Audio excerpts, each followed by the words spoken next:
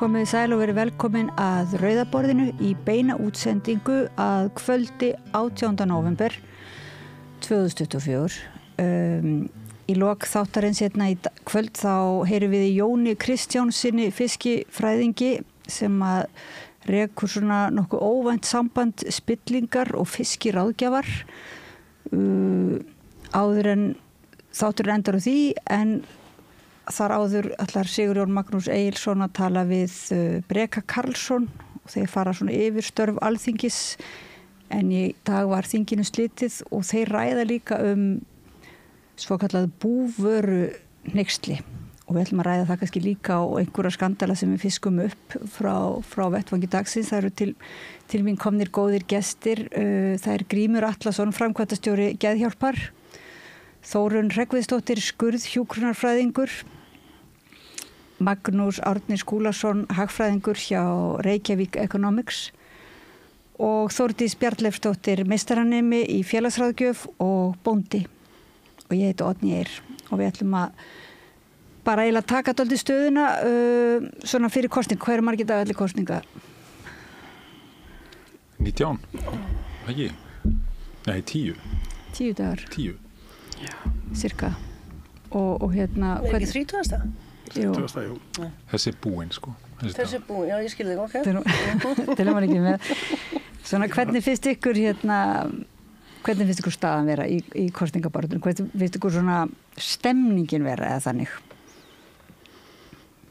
Mér finnst, nú kem ég svolítið að utan og svolítið langt frá. Ég er svo og hef alla mína ævi orðið afskaplega leið yfir kosningunum á Íslandi. Ég hef aldrei getað skilið akkur Íslendingar kjósa svona yfir sig. En ég var hrædd að það verði bara sama súpan aftur. Ég er svo hrædd það. Nema ég vona náttúrulega sósíalista komi mönnum á þing. En ég er logandi hrædd að ég verði enn einu sinni fyrir vonbrigðum. Ég verð því miður að segja bara eins og er. Finnst þér ekki vera aðeins meiri svona, ég veit ekki, meiri, veit ekki, svona áræðinni dálítið, menn eru ekki eins hræddir við þessa róttæku skoðanir og öfga, þótt að sé ennþá framsóknarflokkurinn ennþá með í slínu slagorðið minni öfga og maður hugsa bara, hvaða öfga? Ég veit ekki hvaða öfgar það eiga að vera einhvern veginn. Og mér finnst þú eins og þessir frasar séu ekkert eins að virka eins og kannski áður. Mér finnst sósíalistaflokkurinn koma inn sem ferskur andværi. Svo það sé bara sagt. Mér finnst hitt vera óttalegt móð allt saman og mér finnst þessar færslur fólks á milli flokka eins og það skipti engu máli. Þú ert rekin og úr þessum flokk þá fer ég bara í næsta flokk. Það er eins og þessi engin prinsip. Það er bara, ég vil bara komast í sæti einhvers staðar. Svona lítur þetta út frá mínu bæjardyrum séð. En eflaust hafið þið aðra sögu að segja. Hvar býr þú ef við má spyrja? Ég hef búið undanfari 7 ár við Miðbögg í Úganda, þar sem ríkir einræðisstjórn og fólk skotið að færi.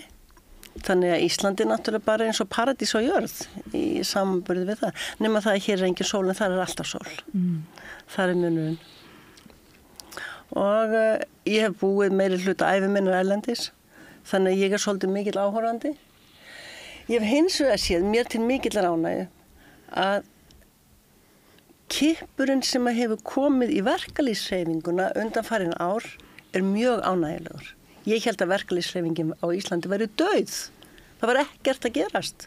Fólk bara var á skítalaunum og var ég er hjúkka, ég er búin að vera á skítalaunum alla mína ævi, þannig að ég veit alveg hvað ég er að tala um. Og svo allt í einu kemur þessi kraftur með henni Sólveigu, Önnu og hvernig hún gat staðið af sér alla þessa orra hríð sem hún lendi í finnst mér aðdáunarvert og það svo vinna sem að þau hafa unnið í verkalýðshreyfingunni, í Eflingu finnst mér vera bara til mikilla fyrirmyndar. Ég er óbúslega stolt og glöð að sjá þetta fólk. Það endurnýjaði svolítið bara hugmyndina mikilvægi þess að berjast fyrir sínu réttindum. Já. Enga síður er ekki virðist ekkit vera alhliða stuðningur við verkföll kennara núna, eða hvað finnst þér það, Grímur? Nei, við það ekki þannig sko og hefur nú kannski aldrei verið því að það hefur svo mikið tengst þessu hlutverki kennara svona síðustu áratugina kannski 2 að minnstakosti það sem að þeirra hlutverka miklu víðar en það var. Kennsla eða skóli orðin í rauninni svona stofnun, svona altæk stofnun, þar sem að þú ert í rauninni, þú borðar, þú bara eina sem þú gerir kannski ekki, þú sefur ekki lengur, þú sefur ekki í skólanum eins og var í heimavistarskólum en það þýðir auðvitað að þetta svo miklu meira rask fyrir fólk. Kannski það sem að veldur því að stuðningurinn minni heldur en hann væri fyrir, ef þetta væri kannski öðruvísi rask sem að fólk verður fyrir. En varðandi þetta sem þú varst að tala svona kannski, það merkilega, þetta er alveg gaman, þetta góðu tími, þetta það sem þú varst að tala líka hvernig svona kosningatími núna það eru auðvitað mál í gangi, en það alltaf mjög áhugavert að sjá að það koma stór mál og það koma mál það sem afhjúpað að náinn aðstoðarmaður ráðherra virðist hafa boðið virðist hafa fengið stóran bitling í rauninni sem að tryggir þagmælskans og hlýðni. Þetta einhvern veginn aldrei neinn mál hér. Þetta einhvern veginn, það verður hver flutti fréttirnar, hver sagði frá því, við munum aldrei líða svona nálgun og 2017 var lögbann á fréttir sem að tengdust í rauninni banka og viðskiptum og tengslum við í rauninni sama aðila og í þessu núna. Þetta kemur alltaf aftur og aftur upp en við erum ennþá svolítið svona, en kannski það líka því við erum bara í fermingaveislu með öllum alltaf og hittum allt þetta fólk og erum kannski, það erfitt að vera mjög dómharður en þetta mjög áhugavert og svo förum við yfir í kannski á eftir að ræða aðra hliðar í rauninni þessa samfélag sem að hefur og gerir byggir mikið á svona fræntigli og engavina samböndum. En kennarar njóta engrar samúðar virðist vera hjá svona mjög mörgum að minnsta kosti og það slæmt og það lýsir ákveðnum skilningsleysi á í rauninni út á hvað þetta samfélag gengur held ég sko.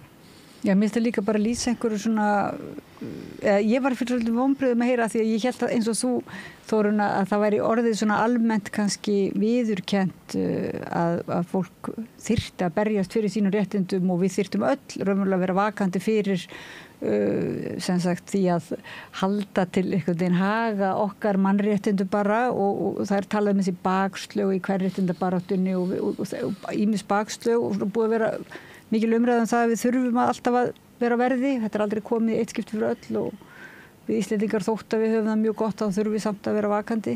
Þess vegna hélt ég einhvern veginn að það væri bara mjög mikil viðurkenning á því að nú varu kennarar að sýna gott fordæmi raunverulega fyrir börnin að svona maður að standa með sjálfum sér og krefjast betur meiri virðingar og svoleiðis og það yrði þá svona almennt einhvern veginn jákvætt og jafnvel þetta yrði svona einhvers konar kosningaprófsteit á flokkana hverjir standa með kennurum og æskunni og eitthvað svoleiðis einhvern veginn svo snýst það dálítið upp í en einmitt það kannski bara drukknar svo margt í það svo margir eins og skandalar sem að eiginlega kannski skyggja bara á umræðina og þá langar mig að spyrja þig Þórdís að því að þú skrifaði nú grein búvörulögin og varst ekki parsátt á sínum tíma og svo eru það nú fréttir dagsins að þessir dómar voru ógildir og stjórnsýslufræðingur eins og Haukur Arnþórsson og fleiri tala að þetta sé raunverulega bara mjög mikilvægur dómur að þarna hafi verið jafnvel svona fordæmisgefandi dómur. Já. Og varst þú ánað að heyra þessar fréttir? Ég skrifaði reyndar ekki grein þetta en já, ég fagnaði. Ég fannst þetta þessi ákvörðun sem Alþingi tók og samþykkti þetta var bara risa skandall. Mér finnst þetta líka bara svona dæmi það hvað alþingismenn ráðherrar sjá ekki afleiðingarnar á gjörðum sínum. Að því að það mætti halda það hefur verið með bundi fyrir augun bæði til hliðar og fram og aftur og svo með eyrnatappa og heyrnarlíf var yfir Því að þetta bara afleiðingar af þessu fyrir bændur hefðu ekki orðið risastórar. Þú veist, að því ég hef alveg heyrt forstjóra slátufélaga að tala það að þeirra blauti draumur eitt sláturhús yfir landið. Hvað myndi það hafa í för sér fyrir bændur? Þá eru þeir bara alveg undir hælnum á sláturhúsunum, afurðastöðunum. Þeir geta þá bara sagt, 50 kall fyrir kílóið og þeir bara verða að taka því að því þeir geta ekki átt 500 lömp eða skilur, þeir fá ekki húsrými fyrir það eða neitt. Þannig að þú veist, þarna þið bara alveg bara settur undir hælinn á afurðastöðunum. Þannig að ég fagnaði mikið, mér finnst það bara frábært. En svo bara spurning, hvert eru framhaldið? Fer þetta fyrir Landsdóm? Mun KR þurfa að skila þessu sem þeir eru búin að kaupa, ganga kaupin tilbaka. Þannig að það eru líka spennandi að fylgjast með framhaldinu. Já, mikið búið að gerast, það ekki frá því að þessi lög voru samþykkt, að þá hafa átt sér stað ýmis kaup á eyrinni svona, sem, er það ekki átt til svona frekari samtryggingar. Já. Og Helgi Seljan held ég sagði í dag að nú hlyti ríkisstjórnin að fá sem sérstakar ráðgjafa í málinu kaupfélagsstjórana á Sauðárkróki. Veistu, það kæmi mér ekki á óvart í alvöru. Það er ekkert sem kemur á óvart varðandi íslenska stjórnsýslu. Nei. Það er daun íll eldhústuska í andlitið á hverjum einasta degi. Já. Þetta eru þetta, sko, þú talar sláturhúsin, þau eru náttúrulega orðin það fá að þetta er orðið ansi erfitt bara nú þegar. Og og allt í tengslum við og það er svo skrítið þegar við tölum sko Evrópusamband og íslenskan landbúnað að það er svo langt síðan að Evrópusambandi var einhver sko gríla fyrir landbúnaðan og nokkurn hátt. Því íslensku landbúnaður er í rauninni gríla bænda eins og kerfið og hefur verið í sko mjög langan tíma. Það sem að bændur hafa verið sko festir bara við eiginlega sko tjóðraðir við staur sem ekki komist neitt og þurfti að þræla sko frá morgni til kvölds áratugum saman fyrir svo lítið. Síðan gangaðir eru þeir í einhvers konar kaupfélögum sem eru svo bara allt í einu setið uppi og setið uppi bara með, nú erum við hér eitt Skagafjörður og verðum bara eiga viðskipti hér. Og það er mjög magnað að horfa upp á síðan flokkana þessi sem að í rauninni studdu þetta. Þú veist eins og sko Vinstri græn sem að hafa nú verið svolítið framsóknarmenn líka en sko að gera þetta með þessum hætti einhvern veginn, hvers vegna? Hvað er það sem að lögðu þau ekki fram þetta frumvarp? Jú, en spurningin er hver lagði það fram, ég spyr. Það er nú ekki alveg kannski þannig. Ég ætla nú að, sko, ég finnst það mjög skrítið ef þetta kemur frá í rauninni grasrót Vinstri grænna. Ef við tölum við þá bændur sem að, ég þekki nú nokkra góða bændur sem að hafa verið lengi í VG. Og það er ekki fólk sem að ég held að hafi skrifað þetta frumvarp. Og það er ekki þeirra nafni sem þetta frumvarp, þessi sameining, lög sem heimila þetta frumvarpi, þetta er lögin sem að heimila því að breyta samkeppnislögum þannig að þessi fyrirtæki gátu runnið saman. Þetta hljómar ekki svona eins og þessi málamiðlun sem er náttúrulega mjög mikilvæg í öllum pólitík, þetta hljómar svona meira eins og lúff. Ekki, eða svona bara einhver hafi lúffað. Sko kannski líka það bara að þetta, sko dómurinn hann tekur, eða þú veist það sem að kemur fram núna, að það eru auðvitað þessi vinnubrögð sem eru tekin, þetta eru í formið sem að málið fellur á og það er vegna þess að það er engin þingleg meðferð.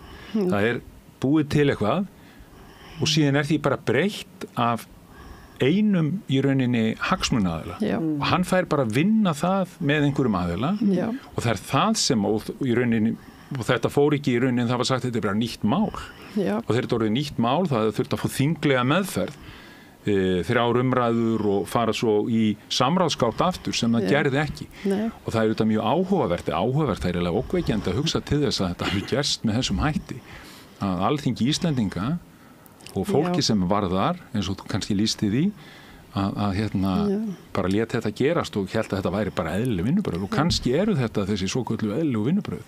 Rétt eins og við horfum á hvalveiðarnar sem núna búið að heimila og við vitum hvaðan það allt saman kom, þá hugsum við, og það má svo sem líka segja það sem gerist í aðdragandanum með bannið og allt þetta, að þetta er eitthvað annað en þetta er svona málefni bænda, ég er náttúrulega flyst á Kirkjubæjarklaustur orðin háöldruð þannig ég kem svona ný inn og ég fer að sjá hlutina með öðrum augum heldur en bændur kannski sem eru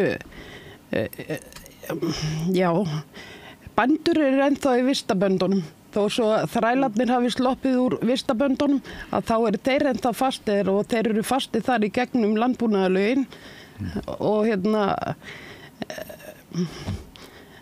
svo bara skilji þá samt rosalega vel að því þeir eiga allt sitt undir þessu og ekki geta þeir fara að rífa kjafta því þetta er náttúrulega mjög veik staða þannig ég skil alveg að þeir kjósi eins og þeir kjósi en þar sem að rauninni þarf að gerast, það þarf að fara að eiga meira samstarf við bændur og þegar við erum að semja lög þá er náttúrulega bara að senda spurningalista inn á hvert einasta býli á landinu og leyfa þeim að vinna út úr því. Það þarf að greina hvar þessi vandi liggur svo hægt sé að gera betur. Þú veist, eins og þessi landbúnaðarstyrkir, eru þeir að nýtast eins og þeir ættu að vera að nýtast?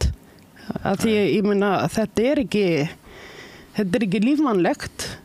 Flesti bændur eru farin að vinna með því að vera bóndi. Og vera bóndi, þetta er lífstarfið þitt, þú ert gróin í jörðinni, þetta er stoltið þitt og þú ert ekki bara eins og vinnir á skrifstofu og ætli bara að hætta, núna er ég á 67 og þetta er meira en að segja það. Þetta er lífstarfið þitt og jafnvel kynslóðan undan, þannig að þú veist, við þurfum bara alveg held í svona nýja hugsun, greina hvar vandinn liggur til þess að koma á móts við bændur, til þess að þetta verði lífvænlegt og svo líka má alveg bara spyrja sig að því, ég meina viljum við landbúnað á Íslandi? Það er alltaf spurning. Miðað við hvernig ríkið hagar sér gagnvart bændum, þá er ég ekki viss að það sé stefna þó að það sé verið að tala um þetta sé mikilvæg starfsgrein og matvælaöryggi og allt svona, en minna ríkið vinnur bara gegn bændum og það var eiginlega greinin sem ég skrifaði snerist um. Ég meina ríkið á ríkisjarðir all land. Þessar ríkisjarðir hafa verið í ábúð kynslóð frá kynslóð, marga hverjar. Núna er opinber stefna að bóndi býr á jörð, útihús eru orðin úr sér gengin, það þarf að byggja upp nýtt. Þeir fá ekki leyfi frá ríkinu til þess að byggja ný hús. Nema þá að þeir taki bara lágættuna, borgi bara einhverja 10 milljónir fyrir húsi sem er náttúrulega bara sjálfsagt, þú ert að byggja hús. En reglan hefur alltaf verið svo að þegar þú slítur ábúð á jörðinni þinni, að þá kemur ríkið, það kaupir húsin og ræktunina þína og svo bara fer jörðin áfram í ábúð. Og þá kemur bóndinn og heldur bara áfram að leigja eða kaupir jörðina, það er hvernig sem það er. En núna er þetta gert þannig að þegar bóndi hættir á ríkisjörð, einhverju hluta vegna, þeir eru náttúrulega að reyna að vera þar eins lengi og þau vilja, það er erfitt að hætta að vera bóndi, að þá kemur ríkið, borgaði út húsin og ræktunina. Þeir eiga náttúrulega landið þannig að bóndi fær þetta greitt út en hann þarf samt að selja öll landbúnaðartækin sem eru á bænum, selja annarkvort öll dýrin eða fara með þau í sláturhús. Staðinn fyrir að ríkið myndi stíga þarna inn, ok, þú ert að fara að hætta að búa, við bara auglýsum jörðina til ábúðar, þannig að þá kemur bara ungur bóndi, tæki við jörðinni, með tækjum, tólum og dýrum. Hann taka við búinu í fullum rekstri. Þetta getur ríkið gert þeim mjög auðvelt fyrir með því að bara veita þeim hagsta lán til þess að byrja. En í staðinn fyrir þá láta þeir bara jörðina fara í eyði. Þeir tíma ekki að borga hita húsin, þannig húsin eyðilgjast. svo bara eftir 10 ár þá, já, best að við skulum bara fara að selja jörðina. En það stendur í sölusamningi að það eigi að vera sem sagt, landbúnaður á jörðinni, en þeir framfylgja því ekki neitt. Það er búið í Meðallandi búið að selja 3 ríkisjarðir síðan ég kom hana sem hefur voru þá búin að vera svolítið tími í eyði. Ein jörðin, það er ekkert að gerast á þessari jörð, það býr enginn þar. En hverjir kaupa þessar jarðir? Bara einstaklingar. Hin jörðin er komin til ferðaþjónustu og 3. jörðin er notuð sem geima hross á. Þannig að þú veist, þetta er bara, og til þess að tryggja nýliðun inn á jörðinni, staðan fyrir að bóndi þarf að hætta því að húsin eru orðin ónýtt, að þá banna þær nýbyggingar á jörðunum, nema að bóndin taki allt á sig. Þannig ef að, ég myndi fara að byggja bara nýtt fjárhús, og svo myndi eitthvað koma fyrir og ég þyrfti að hætta eftir 5 ár og leggja jörðin aftur inn til ríkisins, þá ætti ég bara þetta hús á þessari jörð sem að enginn myndi taka við og ég væri bara áfram að borga lánin af þessari húseign. Það gengur ekki heldur upp. Þannig að þú veist, þá er landbúnaður þessari jörð rauninni sjálf hætt. En Magnús, ef að þú svona færir út kvíðan, er þetta ekki bara með Reykjavík Economics heldur sko bara Ísland Economics?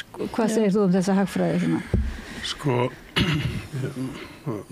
svona alltaf, ég var nú í sveit mjög lengi, þannig að ég þekki þetta og Suðurlandið mitt, en ég nú fylgst ágætlega með landbúnað og mér finnst nú einmitt hafa verið mikið nýsköpun hjá bændum. Við tökum svona jákvætt inn í það, ég held að sé kornræktin á Meðallandi núna, það verður að framleiða oljur úr því.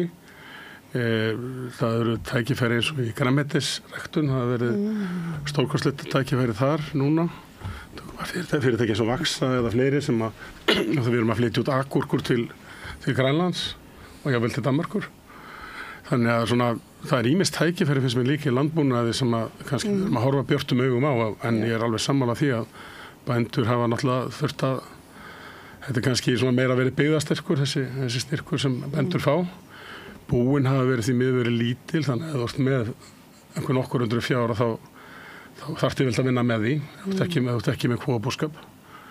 Þannig að það er svona margt sem kannski er hægt að laga og í samvinnu við bændur og ég sammála því það er að vera samtal milli bænda og hagaðila og reyna að finna lausnir en varandi sláturhús að hefur maður oft hugsað sko ég hef svona verið í Frakklandi dálítið og tengst því og ég hugsa allir með þess að heilbrigðisyfirvöld á Íslandi verður löngu búin að loka allar þessu ostagerð henni í Frakklandi sko. Þetta er allt saman ógerir snitt og þú veist, það er öllu slátrað heima og það er, þú veist, maður fer á markað í Suður Frakklandi og það er fiskur við hliðin og kjöti og grænmeti og þú veist, þarna er bara stórkostleg tækifæri fyrir íslenskan heilbrigðis iðn að fara í útflutning og loka þessu bara. Þannig eru sko fullt af tækifærum, ég veit að Kunnars var alltaf mikil matgæðingur og þetta er alveg möguleiki og maður hugsa sko oft er ekki hægt að slátra líka nær heimabyggð af því að það er kannski óþarfa mikil regluvæðing af því að sko skepnunar verða mjög stressaðar í þessum flutningi. Ég starfaði sem unglingur sem aðstoðar með dýralæknir sem finnur bara hvað skepnunar verða stressaðar þegar þær fara í sláturbílinn og kjöti verður þó ekki gott. Þannig að þetta er svona, það kannski þarf aðeins nýja hugsun og við kannski verðum aðeins að franskvæða þetta. En þegar þú segir einmitt, en þá er þetta ekki smá í mótsögn að þú segir að bílinn séu kannski of lítil en ef við ætlum að franskvæða þetta vegna þess að er ekki svolítið vandi hérna á Íslandi, það er þessi hvatning til þess að koma upp stór búskap og eins og til dæmis núna er mikil mótmæli á dýravinum, mótmæli við svínarækt og þær anstíkilegu aðferðir sem eru notaðar til þess að aflífa svín og grísi. Þetta hefur verið miklu meiri sko framleiðslustyrkir, þetta hafi ekki verið byggðastyrkir. Þetta ættu kannski vera byggðastyrkir.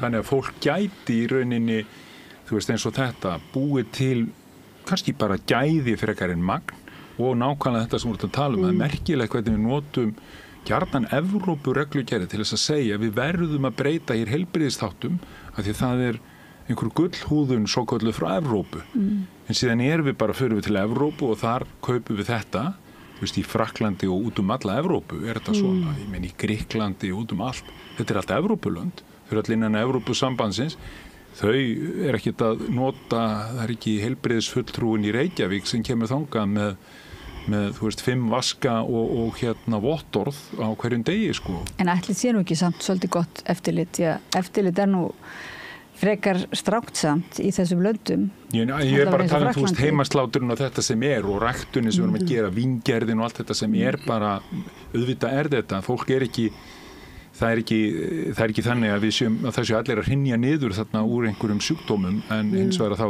alveg við vitum það að kjöt það hefur alveg þekkst að það er salmonellu kjöt út allan heim og þannig þetta snýst bara hvernig við meðhöndlum það síðan og hvernig við eldum það og hvernig við förum en svo það ekki síst nefnilega að svona mengunar slys kom upp í stórum rekstri sem að það sem ákveðin svona græðgisvæðing það sem svo þétt sett á garðan og þétt í húsum og svo leiðis. Mér langar að fá að taka þennan punkt sem út að segja sko litlu búin eru fjárhagslega hagkvæmust þau eru hagkvæmust fyrir náttúruna okkar og umhverfi okkar af því að ef þú ert með risastór bú og þú er kannski með 1000 fjár, 2000 fjár á beitjaður, þetta fyrir illa með landið.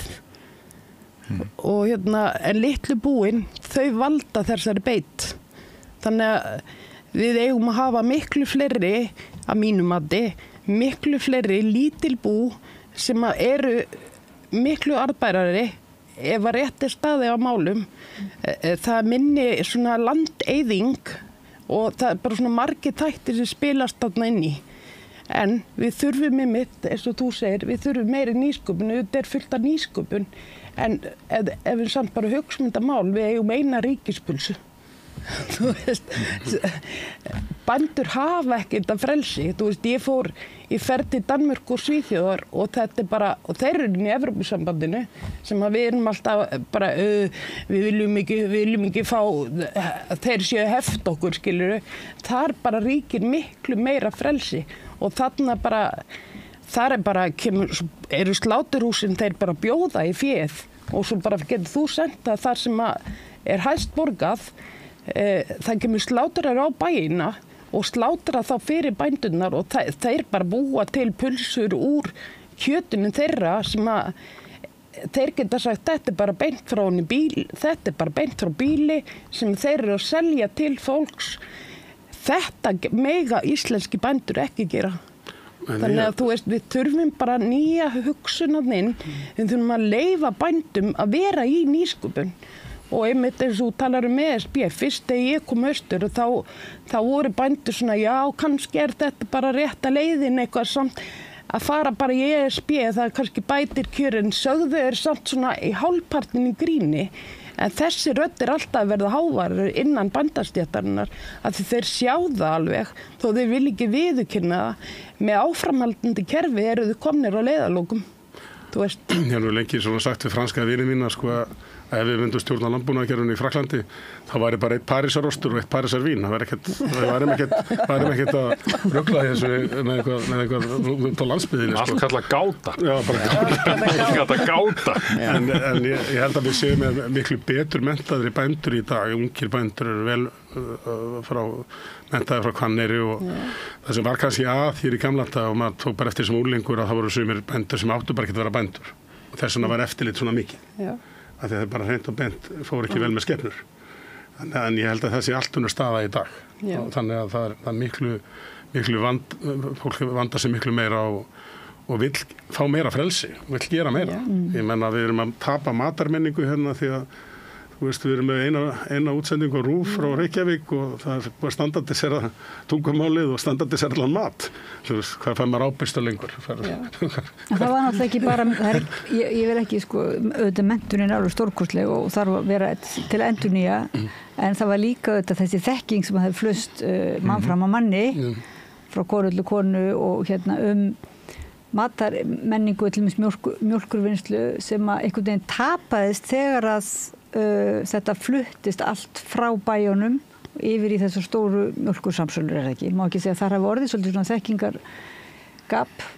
Ég hugsa það, þú veist maður hefur fengið ýmis góðgæti á sveitabæjum sko sem líklega gert upptækt en þannig að það líka bara að gefa mönnum treysta fólki, gefa fólki tækifæri, búa til sína eigin osta, akkur við ekki með einhver sérstakann ost á Austurlandi eða meðallands, eitthvað sérstatar það sem hlýjasti staður landsins, þess að þú ert það síðst á landinu og best til landbúnaðar. En muni ekki eftir við vorum svo mikið að tala þetta eftir hrun, þá kom þessi svona hugsun en full nýta og vera með nýsköpun en núna nýsköpun sem að Sjálfstæðisflokkurinn með í sínum slagorðum dálítið mikið nýsköpun.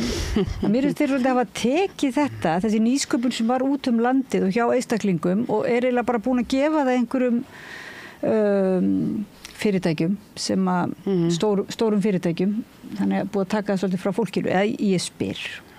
Ég man nú bara eftir einni ég var á einmitt í kjörstaði með vinstri gata hjá Þórshöfn og Langanesi hitti ég bónda þar og hann tók lambakjötið heim sagðan og reykti það sjálfur og segði með á Höfn í Hornafirði og í staðinn fyrir að fá 300 krónur fyrir kíló þá fekk hann 8.000 krónur kíló þeir notuðu þetta einhver svona eins og sagði það heitir eitthvað svona carpaccio sem þið seldu seldu á hótelum það miklu meira fyrir sinns nú ég til dæmis sko ég var líka í sveit og var í sveit í mörg ár, mörg sumur og þar fekk ég mig þegar ég var 7 ára minn fyrsta súrsætarétt og það var steikt súrt slátur með sykri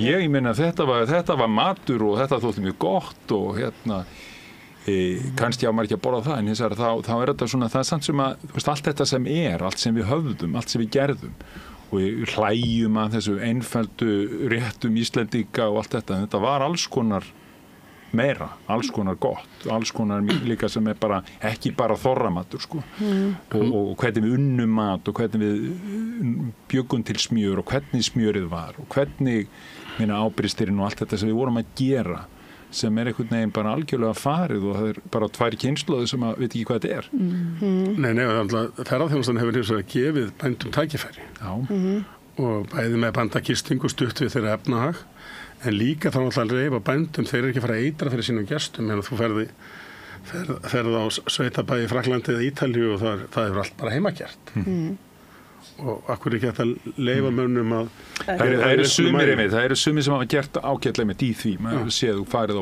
heim en þetta þetta, þú veist, hvað þetta nákvæmlega fullunnið og allt það sama þetta af þú veist, þessi ísgerð og ostagerð og skýrgerð bara eins og erfstaðir fyrir vestan Dalinir og Hvannalambið hjá henni Höllu og fleira í Dölunum líka sko. Þarna kannski getur verið sammála það þarf meiri hvatningu svona og bara við þurfum að styðja frekar við þetta og þá ekki þessi dómur búvörulögin það ekki þá í rétta átt eða hvað? Það finnst mér. Já, mögulega en það náttúrulega við erum kaþólskar en páin þegar kemur að innleiðingu á öllum reglugerðum sko þannig að það er En verklagið, Magnús, því þú ert nú svona, komst nú rækilega á kortið, var svona svolítið heimfröður á Íslandi þegar þú mótmæltir Icesave dæminu og varst það svolítið að tala með mitt svona gagnrýna verklag á Íslandi. Þetta var, hvað ár er þetta nú? Þetta er svo langt síðan, það er 2008. Já, finnst þér verklagið hafa svona batnað? Já, svona já og nei. Það ég held að það sé sko það verður bara allir að hafa það í huga að má ekki að sé í sletta þú verður alltaf að fara þessa ekstra mílu alltaf að reyna að gera betur en gerir í gær og með stundum eins og menn hafa ekki alveg svona flýtt sér eins og þetta dæmir ég hef svo sem ekki skoðun á þessum sláturhúsum hvernig er best að koma þessu fyrir en þetta er samkeppni mikilvæg en það er líka hagkvæmni og hvað menn gera en í þessu Icesave-máli þá náttúrulega kannski verður fyrir miklu áfalli en það var í raun og veru það er löng saga að segja frá því en það var í raun og veru búið að bjóða okkur annars konar samning heldur en svo kom sko, skildist mér En það er lengi saga að segja frá því, ég get bara sagt að það er skemmtileg saga í þessu því að ég var í Washington við kosningarnar hann úti og þar hitti ég unga mann á veitingahúsi og við fórum að tala saman og sagði ég ást Íslendingur og sagði þekkjur afa minn, þingmaður verkamannaflokksins fyrir Grimsby. Ég sagði já, það er að tala um Austin Mitchell. Það fekk hann þetta fálkaorðuna fyrir framgöngu sína við hjálp Íslendinga og við hafendunum á sínum tíma 83.000 undirskriftir gegn hryðjuverkalögum sem birtist í öllum fjölmiðlum heims nema held ég á Íslandi.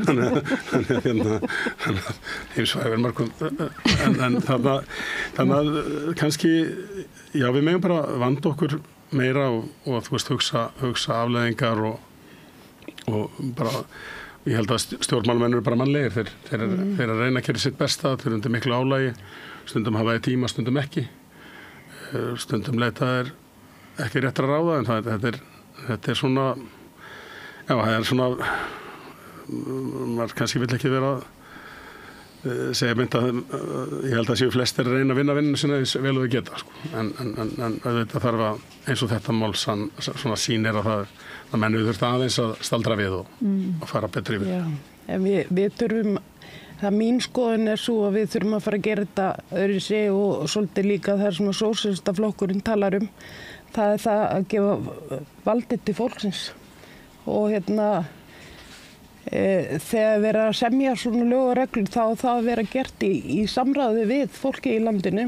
Við eigum að fara að stjórna frá bottom up en ekki frá top down og þannig er held ég hægt að fara að fá meiri sátt í samfélagið og betra samfélag. Þú þá tala að beita beinu lýðræðum í meira mæli.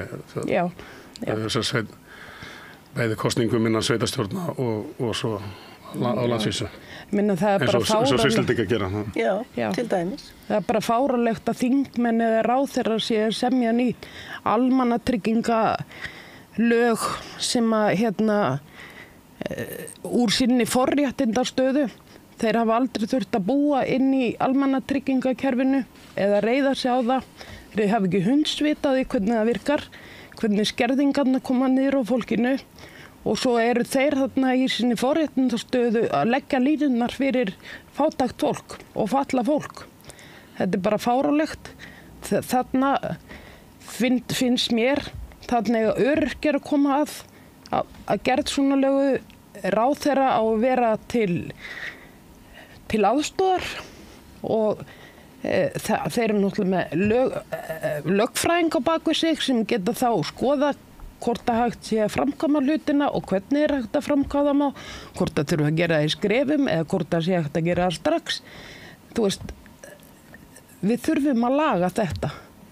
Þú veist, ég veit það bara sjálf sem öryrki að ég dauðkvíði fyrir nýju almannatryggingalögunum þó að það sé sett voðalega fallega upp og þetta er virka svona og svona hinsegin, þá treysti ég því ekki fyrir að ég sé það í reynd. Þú veist, og ég er ekki einu öryrkinn sem hugsa svona, þeir eru bara mjög kvíðnir fyrir afkominu sinni og það sem ég sé gerast núna er það til dæmis og ég skil ekki af hverju sveitafélög eru ekki brjáluð yfir þessu að sveitafélögin munu enda með þetta fólk í fanginu að því að það er búið að gera það þannig almannatryggingar þannig að það er hægt að grípa ákveðna einstaklingar sem geta passa einfaldlega ekki inn í þetta þannig að þá lendir þetta fólk á sveitafélögunum á fjárhagsaðstoð nema þá ef það á maka þá náttúrulega passar það ekki inn í fjárhagsaðstoðuna því að hún er tekjutengt maka.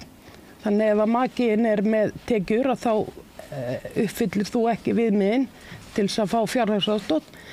Þannig að þú veist, ég hef áhyggjur af þessu en við þurfum bara að sjá hvað gerist. En svona kerfi út í heim hafa sýnt að þetta eykur fátækt, þetta eykur sjálfsvíg á meðal öryrkja og þess vegna óttast ég þetta. Ég skil það, ég þekki aðeins málið því að við í mínu starfi þá komum við svolítið að þessu geðhjálp og 40% þeirra sem eru öryrkjar eru með geðrænan vanda eru sem sagt öryrkjar vegna geðrænans vanda. Og þetta er ekki þó eins og starfsgetumatið sem var sett í Bretlandi og Finnlandi, þetta er ekki þannig og það er búið að læra nokkuð af reynslunni. Samráðið var betra heldur en það hefur verið, en það er alveg eins og þú segir, þetta er samt alltaf, samráðið er nefnilega þannig að maður byrjar miklu fyrr.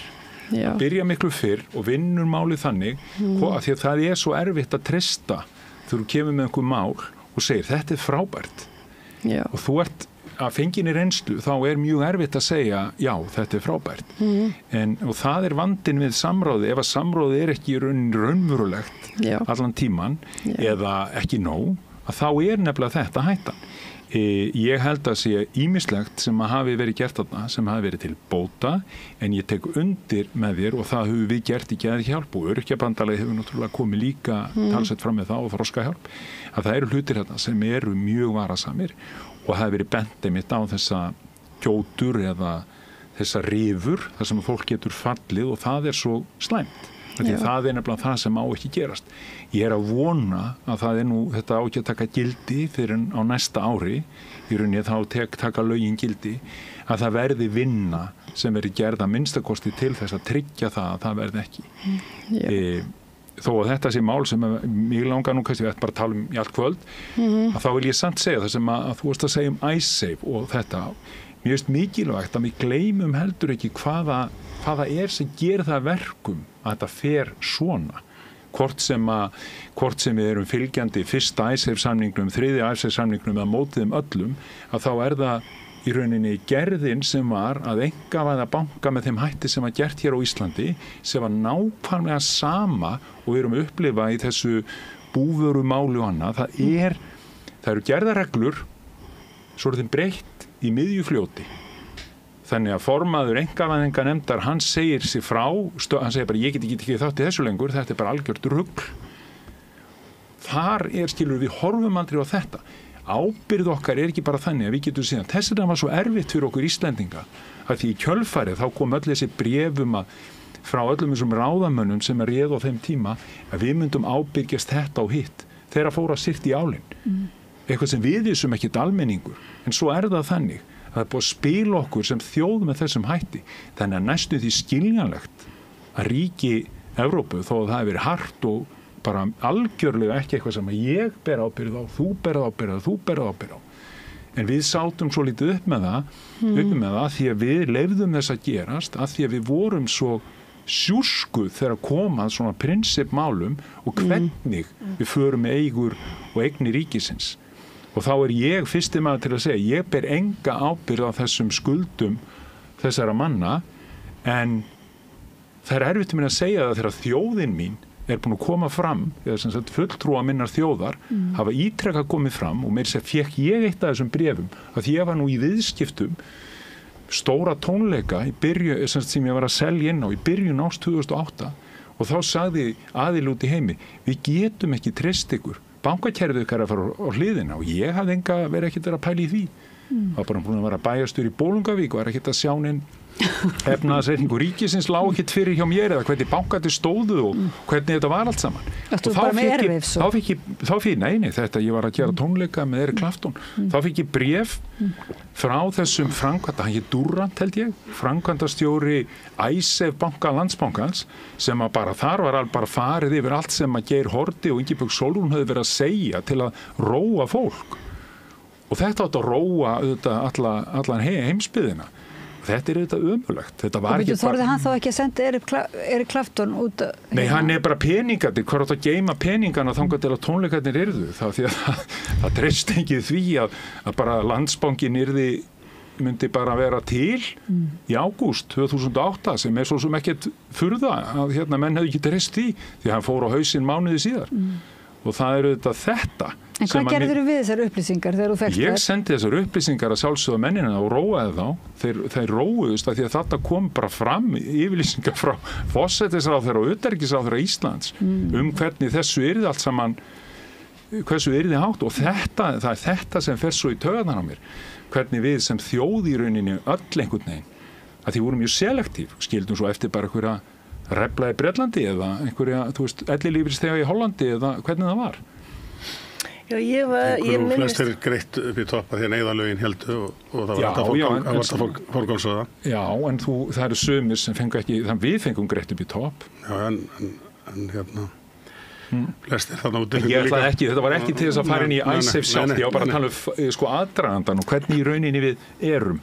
Sko, ég minnist þess á þessum tíma, þá bjó ég í París og var í veislum og ég man sérstaklega eftir einni veislu þar sem voru aðalega sko norrænir sendiherrar og norrænt starfsfólk og ég hafði á tilfinningunni að það vissu allir nema við að það væri alltaf hrynja. Ég talaði við Svíana og Svíarnir sögðu við mig Vestaþórn, vitið ekkert hvað að gerast þannig heima hjá ykkur. Og ég yfti bara öxlum og sagði, ég hef ekki hugmynd og ég kann ekkert á peninga. Og þeir sögðu, það er alltaf að fara í raskat. Og íslenska delegasjónin og hún bara ránkóldi í sér augunum og vissi ekki neitt.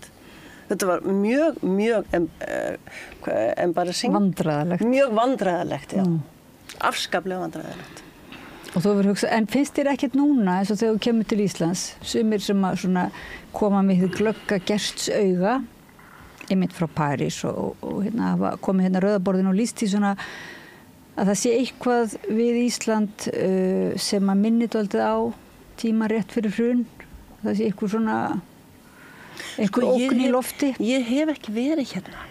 Skilur, ég er búin að vera burtu svo lengi að ég er eiginlega algjör útlendingu. Ég var ekki hérna fyrir hrun, ég var á, eins og ég var að segja við strákinn hérna frammi, ég var á göngubretti í Delí þegar allt í einu Geir Haarde kemur á skjáinn og segir Guð blessi Ísland.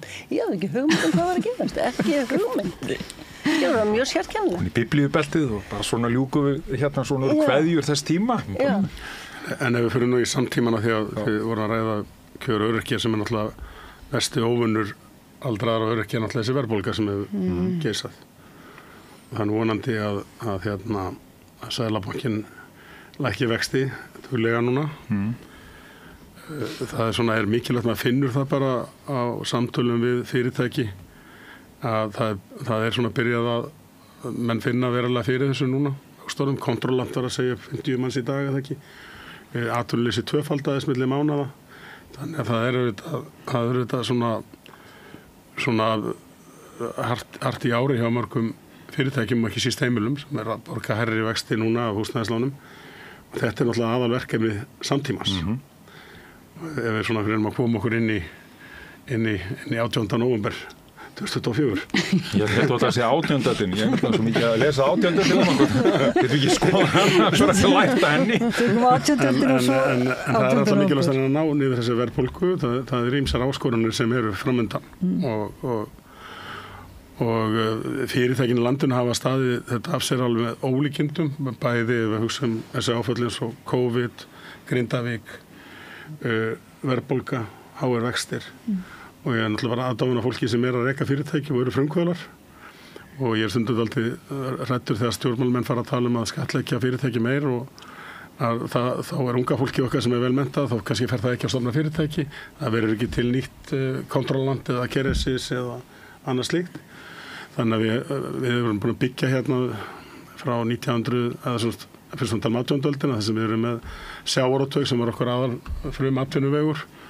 1969 fáum við orku frekan iðnað með álverinu í Straumsvík og svo má segja sem svo ef við sleppum bankabyggsunu þá er túrismin í raun og veru að ferðarþjónustan í raun og bara hefur bara byggst í raun frá 2015. Þetta er 9 ára gömul atvinnugrein í þessu formi þó þessu til heimildir í Sturlungum að austmenn hafi komið hingað en það í þessum sem atvinnugrein er þetta bara mjög ung atvinnugrein. Það er bara innan við áratugs gömul stundum tölvum eins og þetta sé bara sem hafi verið hérna með lengi þessi miklu vöxtur og þessi miklu áræðinni 50.000 túristar árið sem ég fættist 1970. Ég man eftir því þegar einmitt talandi við hrun þá sá ég jeppanir í bæ og það var svona tussað á hliðina á honum svona gullspjald 250 euros to glacier, gas only. Gas only, já. Þannig að við erum búin að breytast yfir þessu, þessum enn eftir bara að eiga fyrir díselnum og bílnum, þetta er bara upp á fjöll, í alvöru atvinnugrein og þarna er þessi þriðja stóð sem við erum í útlæningi og fjórða stóðin sem við erum með núna er eins og lyfjaiðnaður, það er tölvuleikir og það er eins og hugverkaiðnaður eins og KRSS, að því allir þessir þættir, sjávarútvegurinn algjörlega bundin við hvað við getum aflað miklu. Þannig að maður raun og segja að kíló á mann sem við veiðum eftir þess að við fjölgum og fækkar kílóan per haus. En hver er að tala um að skattleggja þetta meira? Það til dæmis við heyrðist bæjarfulltrúi á Samfylkingunni Seltjarnarness sem tala um að hækka skatta. Og það er mikið, skilningur líka á því, hvernig þessi skattaskilningur er ekki mikill, en hins vegar þá kannski er komin tími held ég að við hættum að lappa kannski endalaust upp á kerfið þetta system sem við trúum á og skoðum systemið, hvað er systemið að færa okkur og hvað er það að taka frá okkur. Að því að svona monetized, svona þessi pæling að í rauninni að allt er vara, er líka ekkit, það var lengi vel sem við seldum flest, en síðan fórum við að selja allt. Og ég held að það sé hluti af í rauninni okkar bara óhamingju sem mannkyns að vera þar og þá er ég ekki að gera neitt, þá er ég ekki að segja að mig ekki selja fólki hluti og það sé einhver sem gerir eitthvað. Ég hef ekki þannig trú á að lífið sé þannig að við getum öll verið í rauninni gamli bara við erum algjörlega hér. Svona, og þetta línan, við erum öll saman, öll í jöfn og allt það. Ég held því miður að bara saga mannkyns og okkar sé þannig að við bara höfum ekki náþangað og kannski eigum ekki að náþangað. En þessi staða, þetta sem þú ert að lýsa, þessi fyrirtæki sem eru hérna einhvern veginn, að selja okkur lyf, selja okkur þetta, selja okkur heilbrigði, selja okkur óheilbrigði, selja okkur allt þetta. Er þetta kannski hluti vandans? Að við í rauninni þessi stjórnlausa, og nú má maður bara sletta hérna nýfrjálshyggja, fyrirgefðu, það er bara það sem þetta er. Frá því að við byrjuðum hér bara að trúa á þetta svona algjörlega, án þess í rauninni að taka inn alla þessa innbyggðu galla kerfisins sem að kalla yfir okkur svo margt, svo margar aukaverkanir. Þó að verðbólgan á Íslandi sé þetta miklu eldri heldur en nýfrjálshyggjan, hún er náttúrulega algjörlega stórkostleg, en það er líka bara vegna þess að við höfum bara verið með kerfi sem að er einhvern veginn bara því miður svo vanþroskað að einhverju leyti að það bara var alltaf þetta. Við vorum með sjávarútveg sem var einhvern veginn algjörlega vonlaus í rauninni á þeim tíma, bara ofveitum og landbúna sem væri svona var, en svo bara fórum við að laga hluti, en við erum í þessum sporum ennþá að okkur líður ekkert sérstaklega vel, við erum með vanda barna, við erum með vanda samfélags og allt þetta, samt eigum við ótrúlega mikið af peningum. En hvað erum við að gera? Og mér finnst þetta svona eitthvað svona, þetta þurfi líka að vera svolítið bara svona, spurning, er þetta rétta leiðin? Eða bara mistu þetta svo lítið þegar við bara fögnuðum Frídmann og Imreðinu og sagðum að þetta veri framtíðin? Er það, getur það verið? Mér finnst alltaf að spyrja svona pínu heimspekilegra spurningar á þess að fara og segja að ég sé Stalín, Það er ekki það sem ég. Við erum að tala um eins og hugverkaiðnaður sem er nú svona nýjasta stóðin innan hagkerfinu. Hann er scalable, hann er ekki háður auðlindum landsins eins og ferðaþjónustan, eins og orkan, eins og fiskveiðarnar. Þannig að við erum allt í einu komið fyrirtæki sem er eins og þú þekkir úr tónlistarbransanum, þú framleiðir eina plötu og hann verður meðsöluplata, þetta selja hana mjög mikið. Þannig að við erum allt í einu atvinnulífið breyst og þar með, ég meina það að loðnan kom ekki, ég meina að gengi krónur hekkaðist ekki, ég meina bara þegar maður var barn, bara, að loðnan kom ekki, þá fjall krónan eins og steinn. Við erum með miklu tryggara atvinnulíf og það er hlutverk stjórnmálamanna að búa til regluverkið og umhverfið til að fyrirtæki og atvinnulíf geti dafnað í samvinnu við allt sem þarf að gera. Ég er sammálaður, ég ætla líka bara, ég sé alveg, það kom kannski nógu að því að ég, eins og ég sagði þann, ég held að sé margir sem er að sletta þessu fram með skattana á fyrirtækinu og þetta, þau skilja ekki endilega reksturinn allan. Þau eru alltaf að hugsa samherja þegar þau hugsa fyrirtæki. Og það þarf líka að hugsa fyrirtæki miklu meira en bara Samherji. En ég held að sé ekkert mjög margir sem að sletta frá, því þið virðist vera bara svolítið sammála. 90% allra fyrirtæki á Íslandi eru bara með innan við þrjá menn í vinnu eitthvað. Já, en ég held að sé nefnilega enginn af til dæmis vinstriflokkunum eru ekki að tala um að skattleggja meira þessi fyrirtæki og þessi nýsköpunarfyrirtæki, heldur einmitt fyrirtæki eins og Samherji og stór fyrirtæki sem að samkvæmt lögum búið auðvelda skatta undanskot og fá afslátt og svoleiðis, þannig að það ég held að það sé áskorunin í dag og ég held að við erum búin að sjá að við fengum ekki alveg af kökunni eins og við áttum að gera, þannig að við þurfum að endurskoða það allt, en ég held að þetta sé svolítið svona miskilningur að tala um þetta skattamál, að vinstriflokkarnir séu allir alltaf bara skattleggja. Ég veit að það er ekki það, ég er að tala um það sem ég las þetta nefnilega, ég sá hvað það verið að tala um þetta nákvæmlega þetta dæmi sem hann var að vísa til, að það var bæjarstjórinn á þetta var bara, það kom í rauninni skilningur á að breyta ákveðnum þáttum að halda það sé bara virki bara þangað.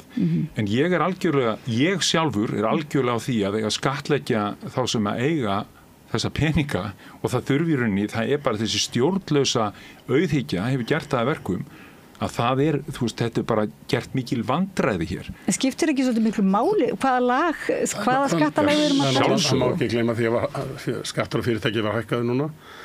Það var hækkaður, það var settur auka skattar út af Grindavík, þannig að það er náttúrulega svo sem ekkit, og svo er núna verið að ræðum að skattleggja orkuiðnaðinn, þannig að það er á dagskrá, þannig að það er, og svo náttúrulega er fiskeldi líka, þannig að það er En íslenskur almenningur hefur aldrei borgað skattinn. Íslenskur almenningur hefur borgað brúsandöldi vel. En við líka tölum skatta eins og þetta sé einhver hryllingur. Það er svo furðuleg mennloka þegar maður fer síðan, en svo koma sömaðar eins og ég nú svo sem bent á það. Ég held að allir þessi ég þekki sem er rekstri eru bóðnir og búnir að borga sína skatta. Við erum í kosningabaráttu og hugsaum kosningabaráttu, þá kemur alltaf þetta. Þeir ætla að hækka skatta og þeir ætla að lækka skatta, þið vitið, og þá lækka skatta eru þeir sem segja að það er náttúrulega slæmt að hækka skatta. En af hverju er það slæmt?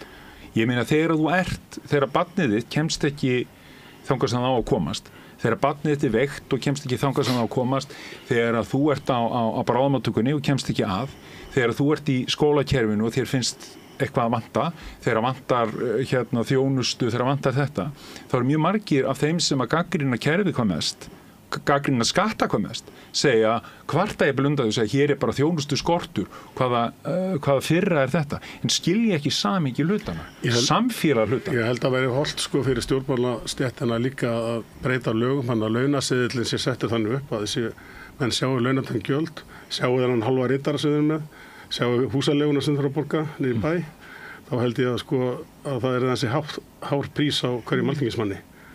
Þegar menn fara að leggja 30%, 50% ofan á launin, pluss skrifstof og dýrastastæði í bænum, pluss aðstóð og ýmislegt annað. Hvað þarf hárgreiðslumaðurinn að vinna mikið til þess að vinna fyrir þeim launum? Það er auðvitað á 300 tímar á mánuði, alveg pottþétt. Ertu að meina yfirbygginguna í stjórnsýslunni? Nei, það er bara þú þarft að borga. Þú fær eina upp á launaseðlinum, svo borgar skatta, en þú þarft að borga í raun og veru orlof, í raun og veru að segja kannski 30-40% orn á launin, lífeyrissjóð, allt sem þú þarft að greiða. Og svo eins og kom til mín maður sem var að hjálpa mér með að pússa parkett hjá mér og hann var eftir að segja þegar hann kemur og heimsækja þú veist þegar að pússa parkett fyrir fólk sem vinnur hjá opinbera, þá var það alveg hissa á verðinu og hann gerði grein fyrir því að hann fær rúmlega helming fyrir skatt í launaumslagið. Að þið hittir allt, virðisaukaskattur, það er launatengjöld, það er kostnaður við reksturinn svo framvegis. Þannig að eins og Grímur er að segja að þeir sem eins og hann hefur staðið í rekstri, hann veit alveg fullkomlega hvaða álögur er á, en það er eins og menn átti sig ekki á því að þeir sem eru að reka fyrirtæki, þeir sem eru hárgreiðslumenn, iðnaðarmenn, ýmislegt annað, þurfa okkur finnst þetta hátt, en það bara fer meira að menna allt til þess opinbera. Ég hef ekki mikið vit á sköttum, ég veit bara ég borgar skatta og svona, en skattur á fyrirtæki þarf ekki bara að þrepaskipta hánum svolítið bara eftir stærð og og hagnaði fyrirtæki eða það ekki eitthvað svona lausn, en svo finnst mér þetta alltaf bara líka rosalega svolítið ég get kannski ekki beint sagt fyndin, en pínlítið skemmti ég mér að því sko hægri flokkarnir, þeir eru alltaf ásaka vinstri flokkarnir bara alltaf hækka skatta, en skattakóngarnir samt sem að hafa hækka skatta mest einmitt hægri flokkarnir og svo alltaf bara við erum að lækka skatta, en þeir eru alltaf samt sífellt að vera að setja á okkur óbeina skatta. Við erum að borga í heilbrigðisþjónustunni, þetta er óbeinn skattur. Þeir ætla að fara að setja vegtoll á, þetta er óbeinn skattur. Það er skattur á bensínu okkar, þetta er óbeinn skattur. Kílómetragjald, er þetta ekki óbeinn skattur? Ég get talið svona endalaust áfram. Þess vegna finnst mér þetta fáraleg umræða og hlægileg, því að það eru þeir sem eru að hækka skattana, ekki vinstra fólkið, og að við vinstra fólkum við tala um það að við viljum að fólk sem er sko þá svo mikið að peningum skilur að það mun aldrei geta nota það alla lífsæfina sína, að við viljum að þeir borgi meira til samfélagsins. Mér finnst þetta bara kjánaleg umræða, en einhvern veginn missum við okkur alltaf í eitthvað rifrildum þetta. Það er auðvitað þetta sem að þetta liggur, að það er bara búið að rannsaka það, það er bara að líta línuliritin eru bara klár, að álögur á þá sem að eiga mest, það er dreigð úr þeim, og álögur hafa hækkað á þeir sem eiga sko minnst, og svo þessi milli, það er auðvitað vandinn. Við þurfum að snúa þeirri hugsun við og skilja það er ekkert rangt við það. Og við þurfum ekki að láta Warren Buffett segja okkur það, sem að virðist nú vera, það er ekki fyrir en að þeir segja þetta sjálfur sem eiga alla peningana, segja bara þetta er bara fáránlegt að við séum að borga svona lítið. Þetta er alveg hér, og það er hér á Íslandi sem þetta er svona, þetta er ekki, við erum ekki að tala bara um Bandaríkin, þeir sem að eiga hafa, og það er þessi í rauninu, þess kannski hægt að benda á þá sem að ráða hér núna, að þetta hefur gerst á þeirra tíma, að þeir sem að eiga mest, þeir borga minna, og þeir sem að eiga minna borga meira. Og þeir borga líka fyrir það með geðheilsu sinni, er það ekki? Því þegar við tala nú um það, þetta, sko, það sjáist svona frekar glögglega samhengi á milli verstandi geðheilsu og kannski bara heilsu Íslendinga og sem sagt versnandi fjárhags og svona allur þessi samanburður, allt sem við erum búin að búa til með þessari svokallari, það sem ég fer aftur inn í þetta, þessu svokallari nýfrjálshyggju, það eru þetta þessi, þú veist, þetta samfélag eru þetta bara mjög heilsu fjandsamlegt. Menn geta ekki verið að, það er bara þannig, við erum í stöður í samkeppni allt, hvernig við lítum út, hvað við gerum, þú veist, hvað við erum að horfa á, hvað við erum að tala um, hvort við séum fullkomin eða erum búin að gera mistök, þetta er allt sett á einhverju svona lóðarskálar, einhver sem er hægt að selja. Það eru þetta bara, við erum bara að horfast í augu við það. Og það fylgir, og svo jaðarsetning sem fylgir því, fátækt fólk, hvernig líður því. Og svo eins og ég er líka búin að benda á fólki sem hefur allt, þá kemur firringin og hún er ekkert betri fyrir geðheilsuna heldur en allt þetta. En það átti nú að kjósa geðheilbrigði. Á tímabili allavega var það svona svolítið það rætt. Finnst þér það hafa skilað sér inn í kosningabaráttuna eða finnst þér að það ætti að vera kosningabaráttuna? Það hefur reyndar, ég verð að játa það og ég fagna því, ég lít svo á svo sem að geðhjálp og fleiri sem hafa verið að tala um þetta, það hefur verið talað um víða. Við tölum geðheilsu sem er gott og þetta er alveg komið á dagskrá með þeim hætti að það er verið að nefna þetta. En við þurfum líka að horfa bara á þetta, þetta er miklu stærri mynd, þetta er ekki, við styttum ekki bara eitthvað biðlista, þetta er miklu meira. Það var hérna verið sammála grími, þetta er alltaf stór áskorun, geðheilbrigðismál og það snertir alltaf flesta fjölskyldur á landinu, sko. Þannig að það er bara okkur öll. Það er þannig og En það er svolítið sérstakt hvað er þetta að gera það flokksmáli, sko? Þetta held ég sé komið alveg á almanna sem metur hér engin feimni við þetta lengur. Ég hef nú framleiðað kvikmynd sem að fjallar um þessi mál verður frumsýnd búin eftir áramót. Ég meina Friðrik Þór Friðriksson gerði Engla alheimsins sem ég held ég hafi gert mikið kraftaverk til að koma þessu málum á á dagskrá og þannig að það er svona og ég ansið mikið af vinur sem eru geðlæknar þannig að þeir hafa verið miklar áhyggjur af þessu og þetta er stórt mál og það verður að Ég var einmitt að klára og grímur á þakkir skildar og geðhjálp fyrir að halda þessu á lofti.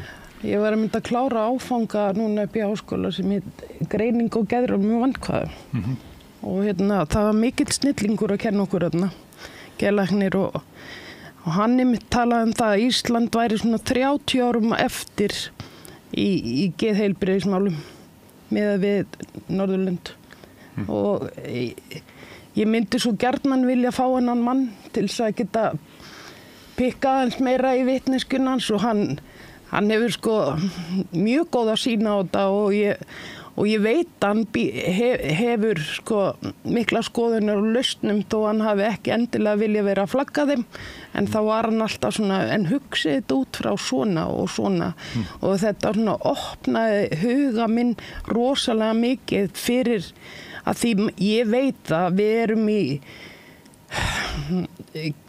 geðheilbrigðismál á Íslandi eru bara í ruslinu Ég veit það en maður hefur einhvern veginn alltaf bara og hvernig getum við lagað þetta kannski ekki haft nógu góða svona sýn yfir það hvernig við getum lagað þetta en þess vegna þurfum við fá svona snillinga á borðið sem að hafa lausnir þó við þurfum ekki að fara eftir þeim einu öllu en svona snillingar eins og þessum kennari sem var hana getur gefið okkur hugmyndir að betri lausnum til þess að hjálpa til við að leysa þennan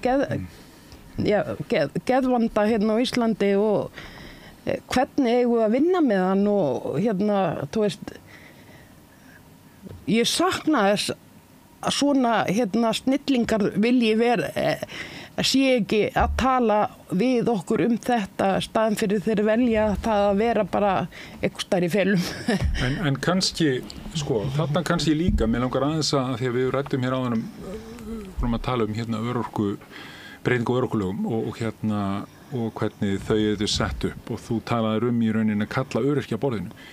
Við erum hins vegar allt og mikið að kalla einmitt á geðlækna, sérfræðinga, svo kallaða, í það að segja hvernig hlutir eiga að vera og við treystum og trúum þeim, af því að það gerum við þetta okkur og sérstaklega læknar, við trúum læknum, en ég kalla, það fínt að fá hann að borðinu, en á móti þá þarf að kalla á borðinu fólk sem hefur reynslu, af því að við hlustum svo lítið á Við erum og það sem eigum að gera meira bara í öllu að hlusta á reynslu annað. En þetta nokkuð, útilokur eitt nokkuð annað. Þetta heitir co-creation. Já, með ekki sérfræðingar og almenningur vera. Hvað segir þú þetta, Þórunn? Þú ert nú sérfræðingur, þú kallast á sérfræðingur. Ég kallast sérfræðingur, já. Jú, ég minnist þess í gamla daga þegar ég var að vinna á Landakoti. Það var rétt áðan að sjúkrahúsin voru sameinuð.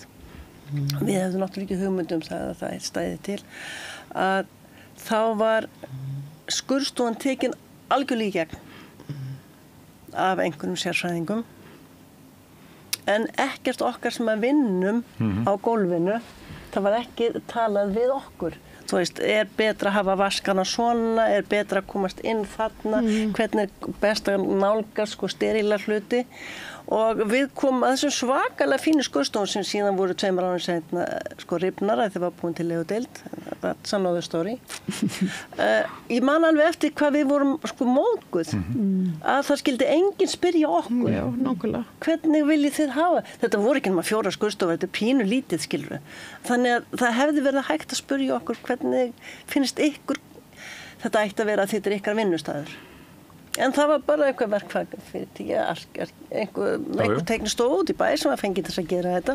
Eflaust er best og mætasta fólk, eflaust. En af hverju enginn spurði okkur hvernig vinnustæðurinn okkar gæti verið betri, það finnst það svíður ennþá pínlítið. En það er einmitt þetta sem stundum hugsaði mér þegar verið að tala sérfræðinga, stundum það ekki, það er hvorki hlustað á almenninga þá sem hafa reynsluna en ég kannski á sérfræðinga á því sviði heldur einhverjir aðrir ég veit ekki, ég ætla ekki að gera lítið fyrir einhver verkfræðingum eða, ég veit ekki, það er náttúrulega líka sérfræðingar, en það er kannski bara út af fyrir sig vöntunin á samræðinni sem Já, það er það sem það er þannig og það er auðvitað, og þetta er alveg rétt, það er svo gott þegar við komum öll að borðinu, bara öll, með okkar reynslu og það eru í þessu aðstandendur líka og fleiri, en það er bara ein góð saga sem lýsir þessum hún að segja, það var einu svona hjartadeild í Danmörku þegar ég átti heima þar og þar var læknir sem var yfir þeirri deild og hann hafði hana bara eins og hann taldi hún ætti að vera, svo fékk hann hjartaáfall og fór sjálfur í gegnum alla deildina og þegar hann kom út úr því ferli þá breyttist deildin algjörlega frá grunni og þá var hann búinn að hafa glerun hérna gjörðu svo vel, nú ert þú læknir og ég er sjúklingur og svo er ég aftur hann læknir, hann sá þetta með þessum, það er þetta besta leiðin og það er alveg þannig að þeir eru fullt af fólki sem eru geðlækna sem hafa í rauninni sín á hlutina, hún er í rauninni bara frábær og eins einhverju sem er notandi eða eitthvað að kallast eða hefur ekki jafn góða sín hvað er góð sín, það er hans sín og hún getur, maður þarf að hlusta á sem flestar svona sínir að fá svona einstaklingaborðin sem hefur starfað á hinn Norðurlöndunum þann veit hvað er verið að gera þar fá svona einstakling í samvinnu mitt við notendur og aðstendur og ég held að þannig sé hægt að finna gott kerfi, allavega mun betur heldur við höfum í dag. Þú veist, svo bara hægt að þróa hlutin alltaf áfram, skilur að því, mér finnst, við stöðnum svo oft, við erum búin að ákveða einhver eina lausn og svo nátt að vera og svo bara virkar ekki neitt en við ætlum samt að vera að verja þetta, sko. Þannig að...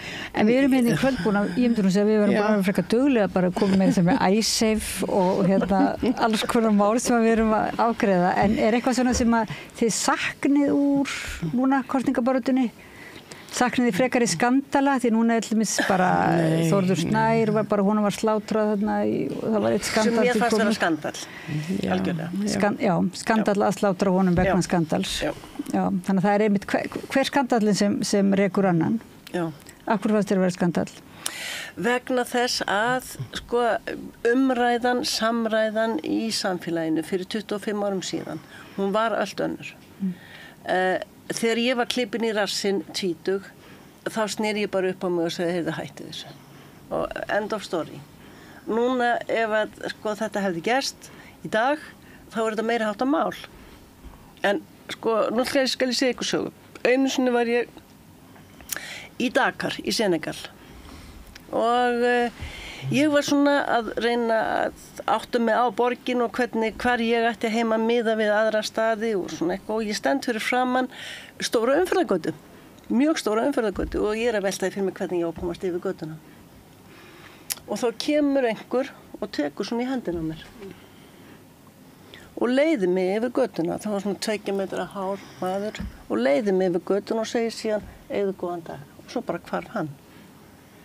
Ef þetta hefði gerst í dag í Reykjavík, þá hefði hann verið kallað, sko, ég veit ekki hvaða dónakall hann hefði verið kallað, hvaða orð hann hefði fengið á sig fyrir þessi káf.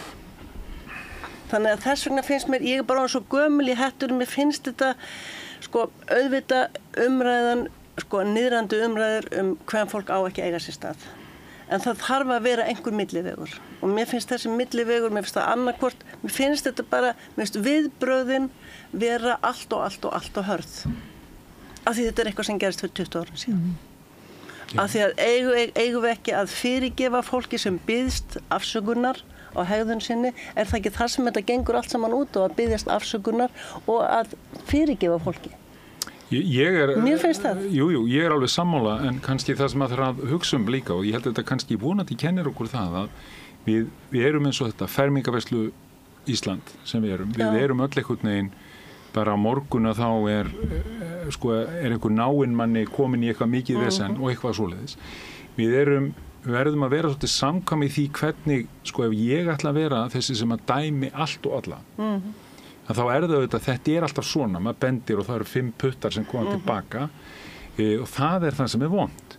Í þessu máli kannski það þannig að þetta nú ekki alveg svona gamalt, þetta voru síðustu færslu 2007 sem ansi nálægt finnst mér í tíma, en ég sjálfur, ég geri, fólk má bara, þú veist, ég held nefnilega að fólk geti skipt skoðun, ég held að fólk geti breyst. Já, ekki líka. En vandinn kannski þetta, þarna var maður búinn að beita mælistak og annað fólk mjög mikið, svona, og þá þetta, og svo ferði í pólitík og þá kemur þetta upp og þá mælistikan dregin aftur upp, þessi mælistika bara á þig og þig en ekki mig og maður sér þetta líka eins og í MeToo-málum annað það að ég stend með þolendum og svo gerist eitthvað nema þú veist, þegar maður búin að vera að dæma ykkur öll hérna, svo gerist það bara að ykkur mér nákomin komin í þessa stöðu hvað sem að við erum átt okkur að þetta lítið samfélag og þetta getur átt við okkur öll einhvern veginn, ekki það að ég held samt að eigi ekki við okkur öll að því við erum nú flest kannski vonandi þannig að við séum ekki að skrifa svona allt það.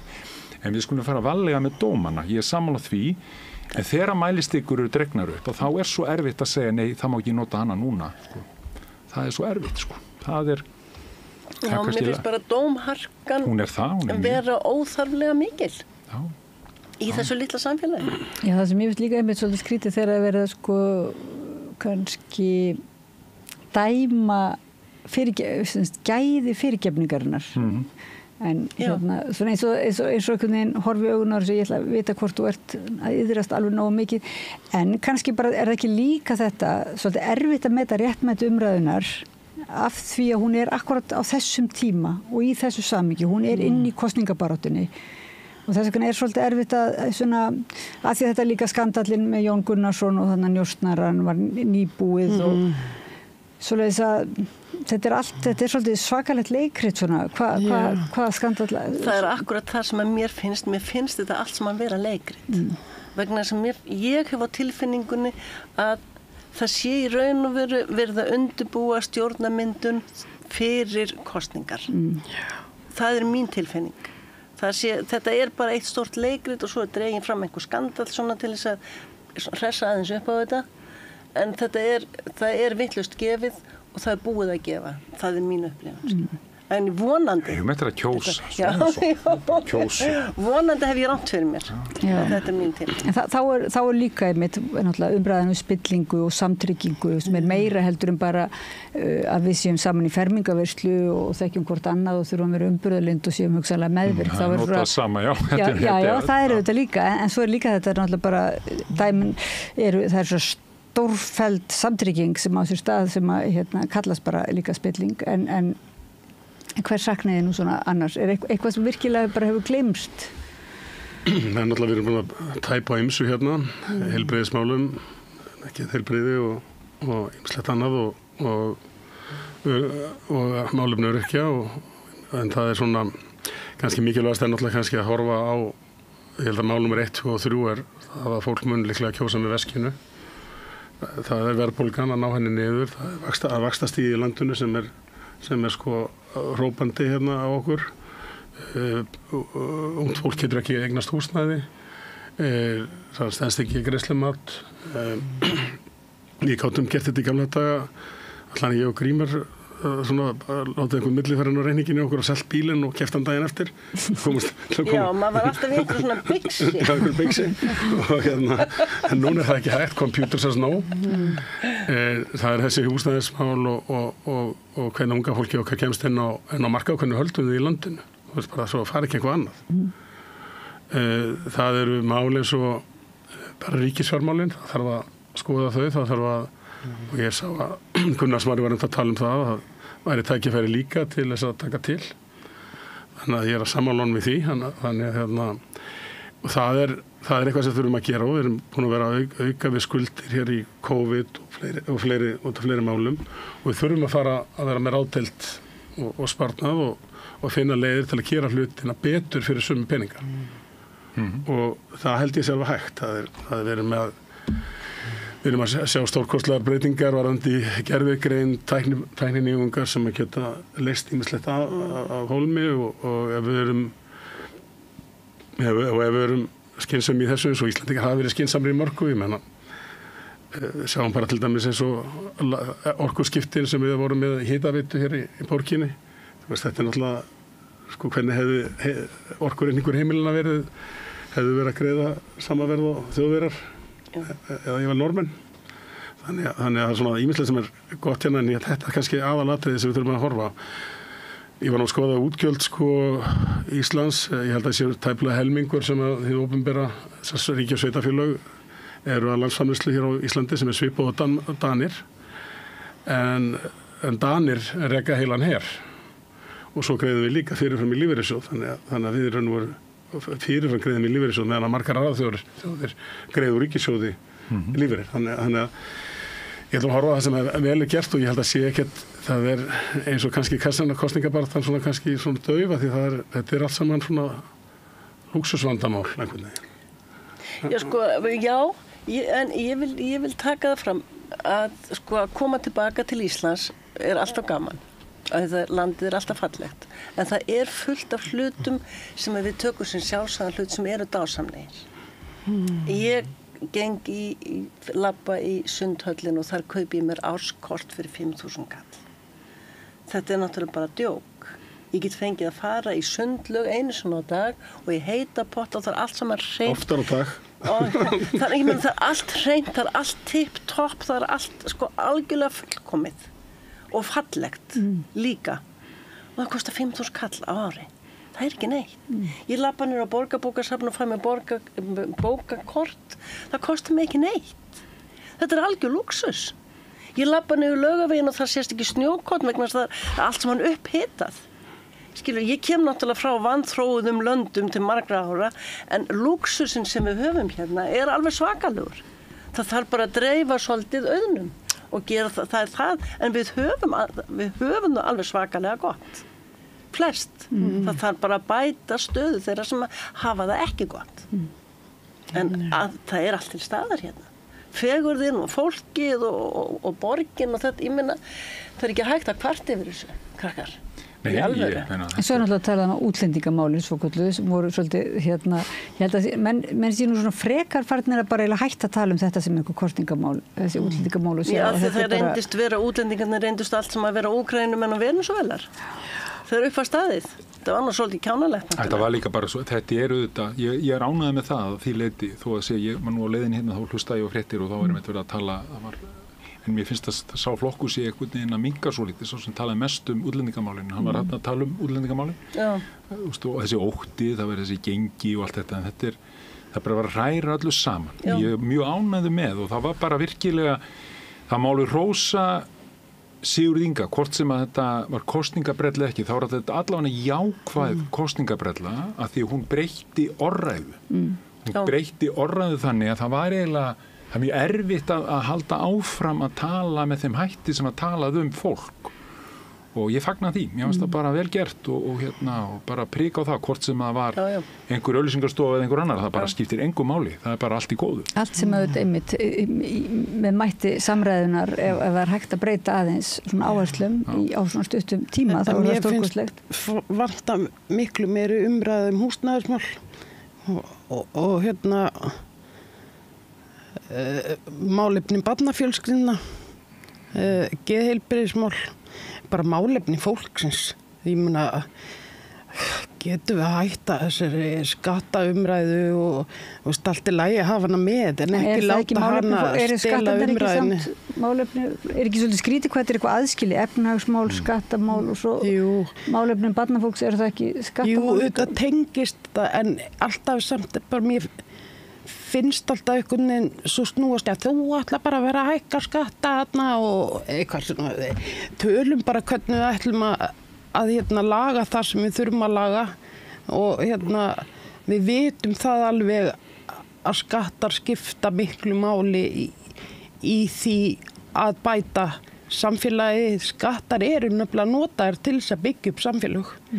Það er ekki allir sem skilja þetta, en ég bara sakna húsnæðismál, þetta risavaxið vandamál sem við sitjum fram fyrir hvort sem það að eignast húsnæði eða leigja húsnæði. En ég held að þetta sé nú svolítið, húsnæðismálin séu komin svolítið inn hjá öllum flokkum.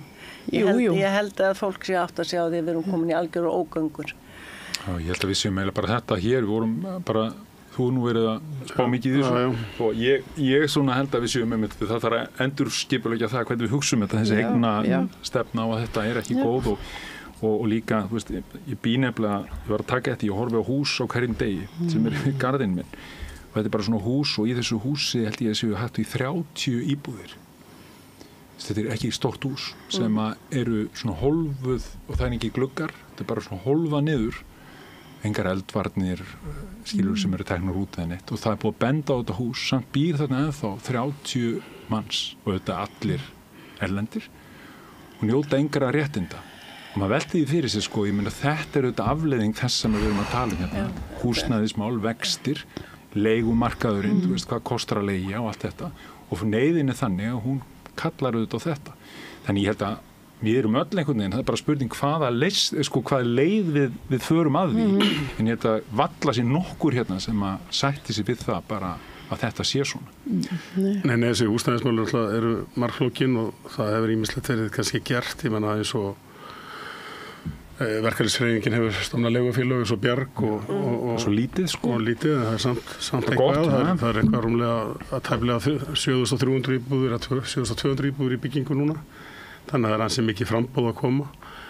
Svo á hinni leiðinni segja framleiðendur húsnæðis að það get ekki keypt að það standist ekki greiðslumat og það er alltaf út að háa vöxtum og fyrst og fremst.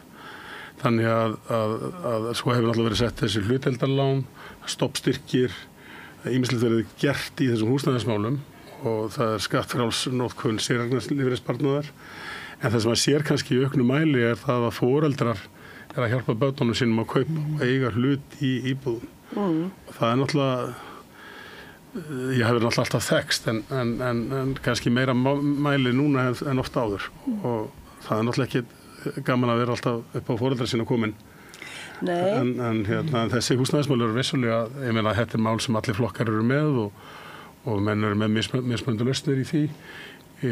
Á framleiðsluhliðinni þá er lóðaverð orðið mjög hátt, hlutdeild lóðar í byggingkostnaði er orðið mjög hátt með það hvað það var áður og svo þarf náttúrulega einhvern veginn að leysa eins og til dæmis það þarf náttúrulega að bæta almenni samgöngur, það þarf að efla byggðir hér í það sem að kalla kannski 50 frá Hvítá til Hvítár.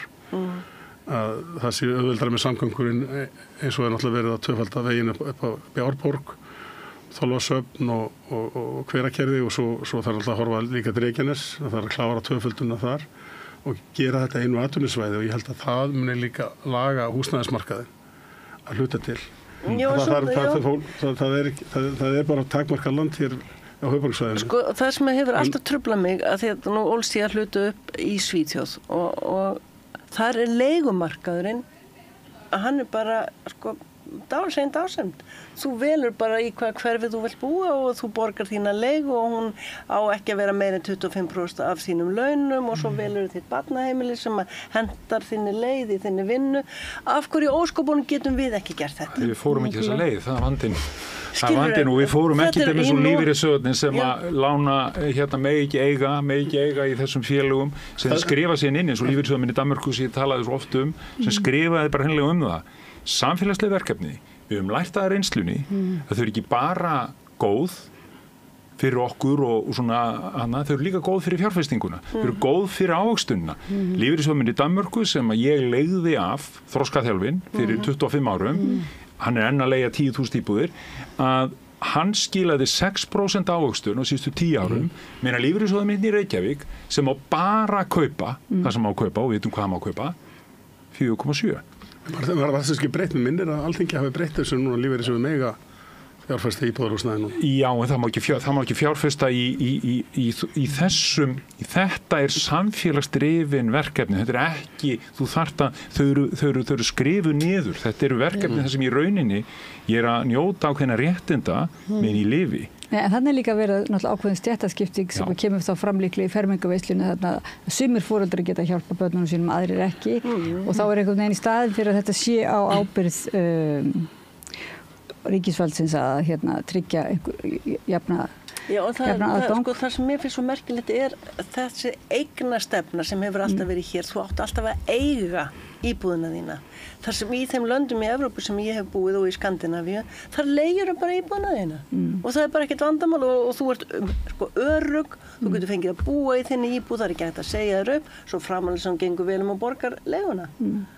Af hverju óskapun þarf maður að eiga? Að ég fara með húsum mitt í gröfina eða hvað þetta eiginlega? Nei, við ætlum að vera með nefnilega, ég verður nú bara nefna hérna í vikunni og næstu viku ætlum við að vera með umfjöllun húsnæðismál og svolítið svona markvissan hátt og fá líka fulltrúaflokkana og leyendasamtakana einmitt til þess að svona reyna að sjá hvernig við getum bætt.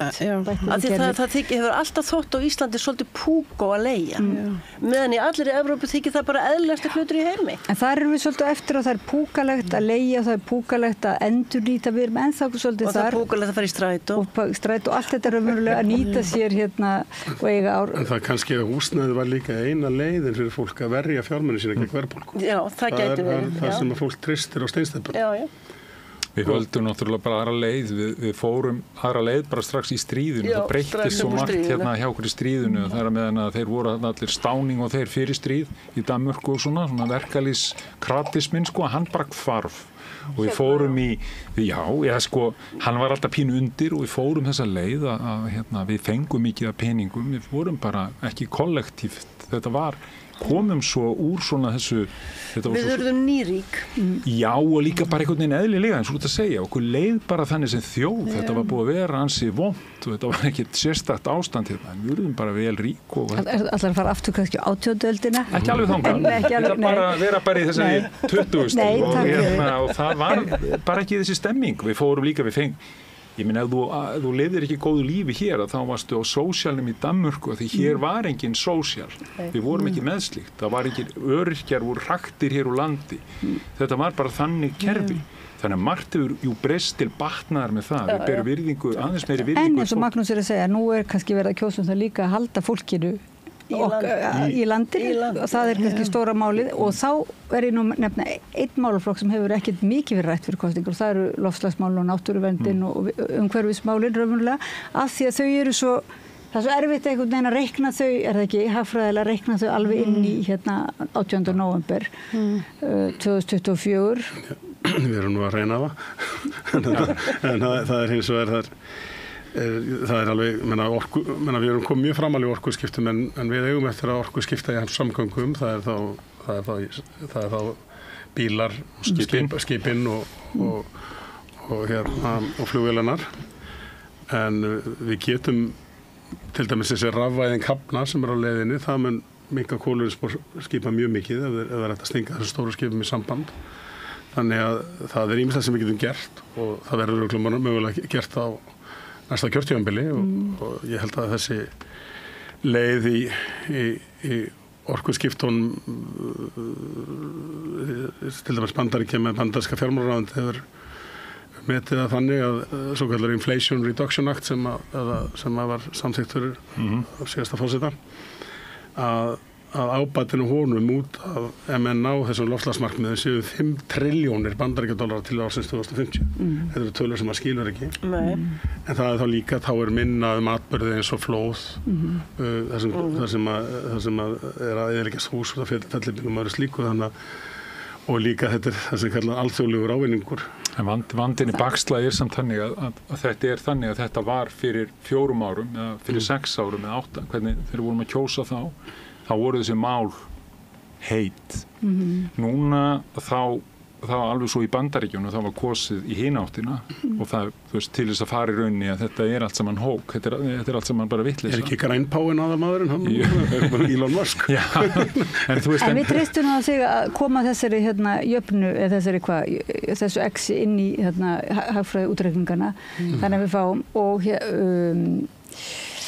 Nei, þetta er mikilvægt mál og mikilvægt mál fyrir þetta er ekki bara tæknilegt mál þetta er náttúrulega bara líka hugarfarsmál þessi fjárfestingar sem erum að fara í orkuskiptum kannski annars staðar í heiminum þetta eru líklega, svo fyrir mig 18. öldina er mestu fjárfestingar sem mannkynið staðið frammi fyrir sína iðnbyltingu Þannig að þetta eru gríðarlega tækniframfæri sem eftir að sjá. Þannig að við erum kannski 18. nóvember, erum við svolítið einhvern veginn í köllustá við 18. öldina, af því að kannski erum við að fara að taka, iðnbyltingin er að enda og við erum að byrja nýja byltingu. Ímir er náttúrulega svo mikil renessans mann líka. Já, en ef við ekki að segja þetta gott í bili og við erum búin að vera bara ansið duglega að afgreiða stór mál og þakka ykkur kærlega fyrir að koma og bara vaða inn í kosningaumræðuna og eiginlega bara svona kosningaumræðuna í mjög stóru og líka stóru og smáu samhengi. Grímur Atlason, framkvæmdastjóri Geðhjálpar, Þórunn Hreggviðsdóttir, skurðhjúkrunarfræðingur, Magnús Árni Skúlason, hagfræðingur hjá Reykjavík Economics og Þórdís Bjarnleifsdóttir, meistaranemi í félagsráðgjöf og bóndi. Takk fyrir að koma og ræða málin á líðandi stund 18. nóvember. En hlustendum og áhorfundum þakka ég kærlega fyrir að fylgja okkur eftir, taka þátt í samræðinu heima. Pétur Fjellsteð þakka ég fyrir að senda þessa samræðu yfir til ykkar og bið ykkur að fara ekki langt því að við höldum áfram eftir smá frímínútur. Við erum í útvarpinu á FM 89,1. Það er komin tími til að breyta stefnunni. Hinn eina sanna breyting er sósíalismi. Allt það besta er ókeypis. Hrósaðu náunganum. Það er betra. Samstöðin, þar sem manneskjurnar koma saman. Segðu það á Samstöðinni. Samstöðin er í eigu hlustenda, áhorfenda og lesenda.